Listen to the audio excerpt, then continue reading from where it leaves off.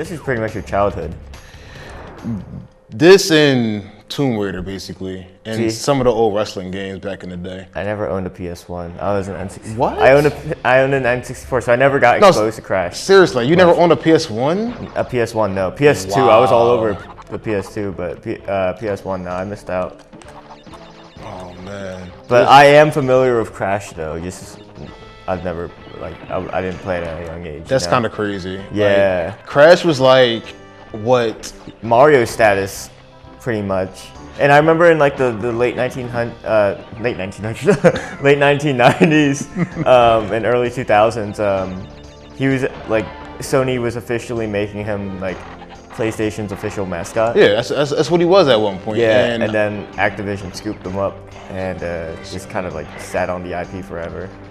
Which is really sad. I don't understand why, because if they remake Crash, like even if they just like remaster all the old games, they can make a boatload of money. Oh yeah, yep, definitely. They would get all the nostalgia-loving fans, as well as like getting a new generation into Crash, because there's a lot of gamers out there nowadays that have never even heard of Crash Bandicoot. Yeah, like even my niece and my nephews, it's just like they see me playing Crash and it's just like, what is this? Like they think it's like a bootleg Mario or something. I'm like, it was such a unique platformer at the time too, because the only real the king of platforming was pretty much, it was like a tussle between Sonic and Mario at the time, but they were all 2D. It wasn't until Crash came along where you have like these different planes of platforming and like moving vertically towards and away from the screen. That was like never heard of in a platforming game. Would Spyro be considered a platformer? Oh yeah, I'd say Spyro is a platformer too. I think even Crash though, like, and Spyro are kind of, I always pair them together. Even though like Spyro was like almost open world. Yeah, almost. Like it was yeah. It had a lot of platforming and like power up elements. Right. It's kind of like a Banjo-Kazooie like predecessor, I'd say. Really? Where you have like this hub world and you go to different worlds and like you gradually get more and more powers and stuff. I've never really played much Spyro, but I remember enough. Spyro was so deep, man. Like, it was the amount of stuff that you can do in that game. It was the closest to Mario 64 that you were getting. But now, of course, Spyro has a new purpose in life. Listen, I would never be able to get my head around that. Ooh, I got a diamond. Those Activision amiibos. And like when I heard about that, because I had no idea he was in like Skylanders until one day while working at Target, someone told me that's Spyro. I'm like, excuse and then you me? saw the new Spyro, and then you I was like, what? threw up a little.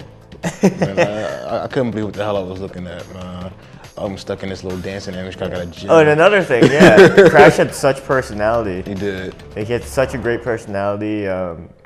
Like, it just boggles my mind how they haven't brought him to like modern era now, because look at this. This game still looks pretty decent. Yep. And this is from like what, 98? Yeah, 98. 98 was what I think is the best year of video gaming ever. Metal Gear Solid. Metal Gear Solid, Final Fantasy VII, Ocarina of Time. So many good games. I know, right? Came out in 1998. I mean, gaming was just getting started, man. Yeah. If you ask me, like that was like the ripe age for gaming. I think like, the Super NES was when, or the original NES was the advent of gaming. But we're digressing a little. Yo, so this stuff right here is what made Crash stand out from everything else. And the thing is, Naughty Dog made these segments like, you're thinking you're running towards the screen. It's gonna be like really hard to control, right? Because you don't know what's coming. But it's actually pretty easy for you. Yeah, like Crash is positioned in such a way where you have enough room to react, but it's like they don't make it easy for you, Yeah, like it's still difficult, but you still have enough room to like react. So it is testing your skills as a video game player. Now I turn to He-Man, I can just run through anything I want. This is pretty much just the Mario Star, isn't it? Just invincible, running through everything, easy mode. Get out my way! Oh, I didn't mean to do that. Oh, I got boom. Oh no! Don't do that, Crash. Nitro. Hey, that looks tempting. And this game had by far during the time the best death animations ever. Like they were just so hilarious. It was like Looney Tunes levels. Yeah, of, like cartoon violence. sometimes I would just like I mean, I know it sounds like psychotic, but I would just keep like killing Crash just to see, what death. Oh, don't worry, Activision's already done that. Like it's crazy, man. Like this, and actually, I think the second installment of this franchise was the most difficult one, because this one I can breeze through this game within an hour. And I actually not too long ago on the PSP downloadable version of this game, I 100%ed this game, which is actually it's fairly challenging. Oh yeah, games back in the day, if you wanted to 100% those, and it was like the internet wasn't a thing, so you had to figure that stuff like either in the schoolyard, with your coworkers, or by yourself. It's difficult.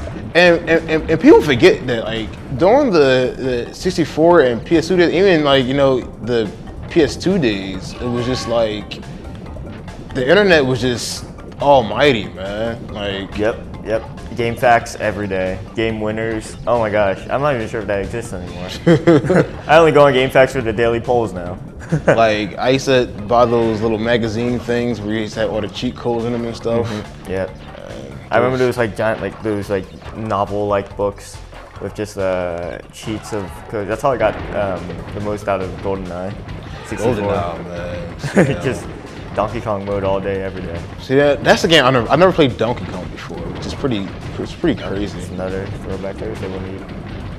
Though if you ever plan on picking up a Wii U, I highly recommend Donkey Kong Tropical Freeze. Really? It's a return to form, just like what Donkey Kong Returns was. It's a return to form classic Donkey Kong Country style platformer.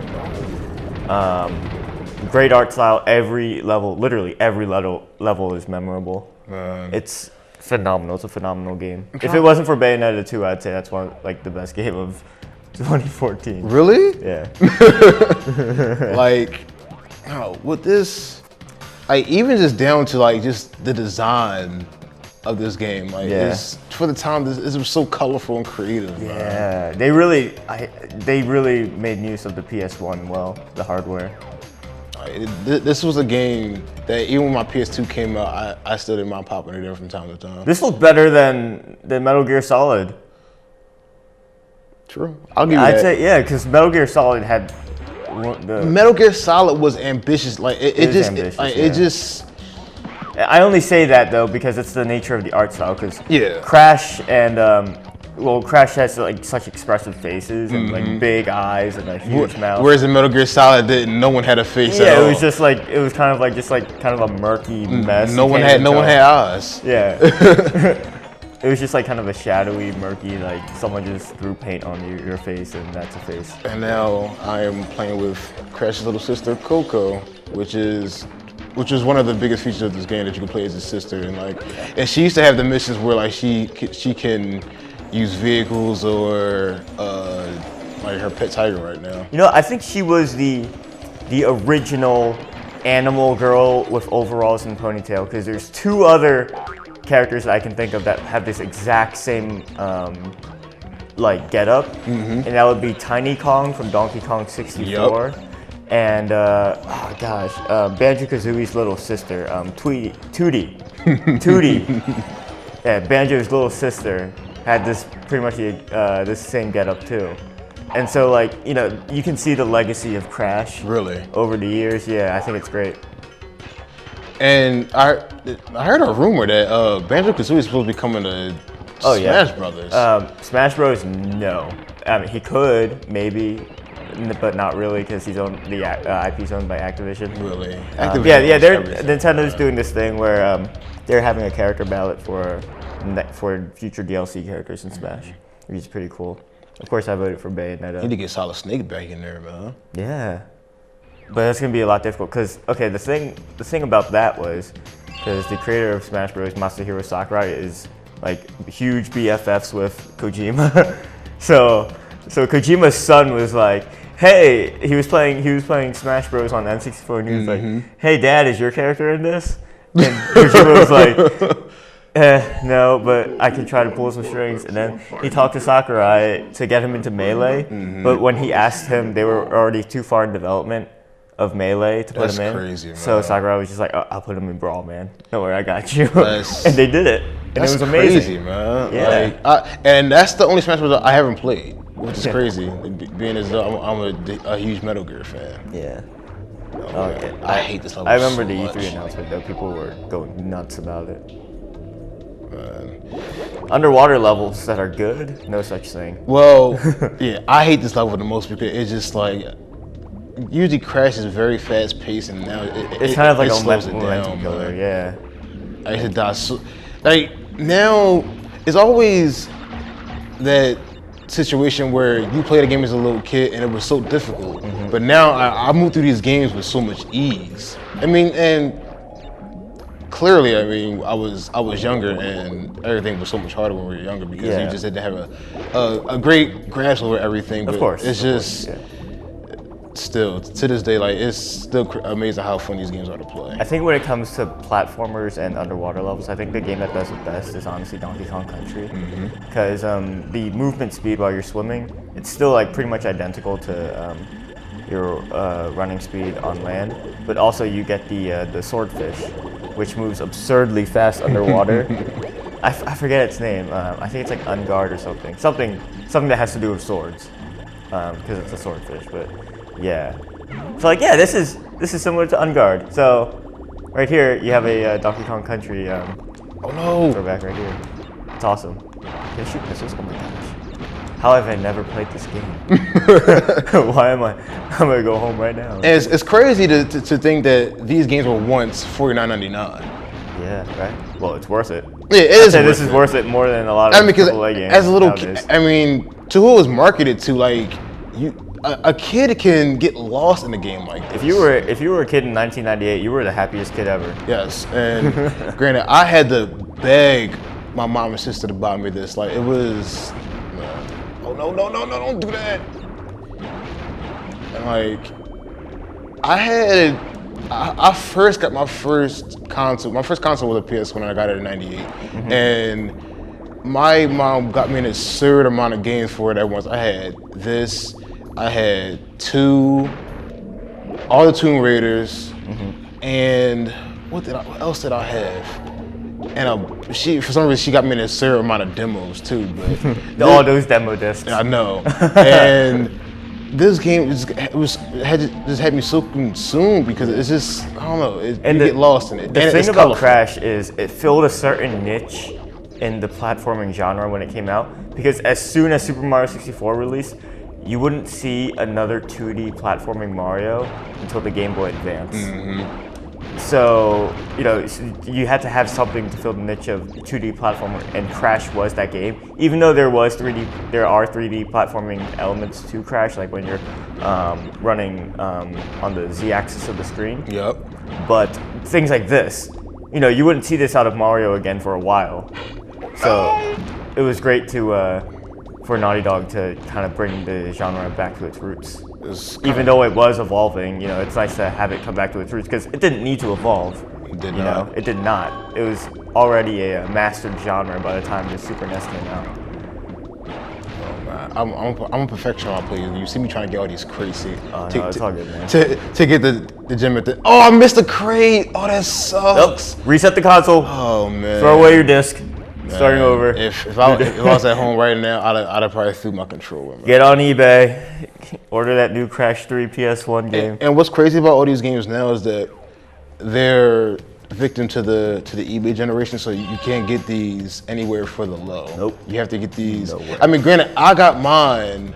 I found mine on eBay for a pretty good price. I got it for $10, which was pretty insane because these games usually go for, I don't know, usually like almost their original retail price sometimes. Yeah. I mean, which is understandable because you can't get these games anywhere else. Really, it's stuff from secondhand stores and the internet. Oh yeah, definitely. And this is one of my least favorite levels too. Which is why we desperately need new Crash. And look at all the variety in this. Look at the variety. Like, exactly. And crap. this is why I said that a game like this too. I was what was I at the time? I wasn't even 5 years old at the time.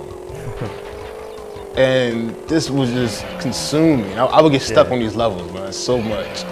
But now it's just like a breeze, just because I'm just a seasoned gamer, obviously, an adult gamer at that.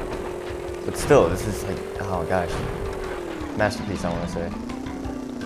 like I haven't seen this much variety in a game since Bayonetta 2. Really? Yeah. Bayonetta, I'm gushing over Bayonetta right now. That's a pretty bold statement with a game like Grand Theft Auto 5 on the market. But the thing is, with Grand Theft Auto 5 is like those mini games, they're like, they're not required. True. And it's not like this is put into the game intentionally to like make sure that you don't run dry on just the platforming. It's to vary the gameplay. Same thing with a third-person character action game like Bayonetta, where like Camille will put in these like Gradius style shoot 'em up segments, just to break up like just bashing on angels day by day. Oh, first death animation. That's a awkward death animation. I know, right? Well, was that a death animation? Did it take a life? It did. Okay. Because I'm like, she's clearly alive there, so I'm not sure. And that. What they didn't show was her getting like massacred to death by a shark. See, now I can only imagine death animations that they would have if this game was like on current generation consoles. Oh my god! If Crash just turned into a Conquer like style game where it's like very cartoony, kid-friendly art style, but then all of a sudden Crash chops a dude's head off and then there's blood gushing everywhere. See, now that's what I wouldn't want to happen to this game if it was modernized. No, that's the type of art style you see all the time though now, especially with Steam games. Like Castle Crashers is a perfect example of this. Super cartoony art style, but super violent. Like I would hope, because I don't know, like even though Tomb Raider was always violent, the version of it now is like it's to the extreme. Like her death animations. I mean, her death animations were always They're pretty brutal. It's like Resident Evil 4 levels of it's like it's the IP growing up with the audience is what it is. That's why a lot of people like to claim that they've grown out of Mario, because Mario has always stayed the same. Yeah, for the most part. Even though I think you should, if you're a fan of Mario, you're a fan of Mario. It's like a lifetime thing. Same thing with Metal Gear Solid. Yeah. Here's my first boss battle, and these things as little kids used to drive me insane. I used to just like sit there in kindergarten and sit there and plan my attacks, like how I'm gonna beat this boss when I get home. But now I can do this like this. It's crazy. It's a steroids Crash right here. I never thought of it that way. Dude, look at everyone in the audience go nuts. Everyone looks the same. Nope. Haha, I get it. His name's Tiny because he's actually large. Look how easy this is. Yeah. This person driving me crazy. Yeah, like these battles are like, for the time, pretty like inventive and fun. But all you have to do is just keep going back and forth. Yeah. But see, the thing is, everyone was still getting accustomed to 3D space. Oh no! So it's like the developers having to figure out how can we make these awesome like Donkey Kong Country style bosses that were really great in 2D. How can we translate them well into 3D? And I think Crash did it pretty much perfectly. Like this is like a Donkey Kong Country style boss, but it's translated well into 3D. It's awesome. It used to take me so many attempts to try to get that, man. Well, I think what I'm trying to say here is I want Rare to develop a Crash Bandicoot game. Oh my gosh, just thinking about that makes me like, that makes me so sad. Well, it makes me so sad because it's never gonna happen. But. And the thing with these games are, once you get past I think the biggest like gap in trying to play these old games is the AI. Like once you get past the AI, like these games are fairly fun. Like if you can just just play them for what they are, they're awesome.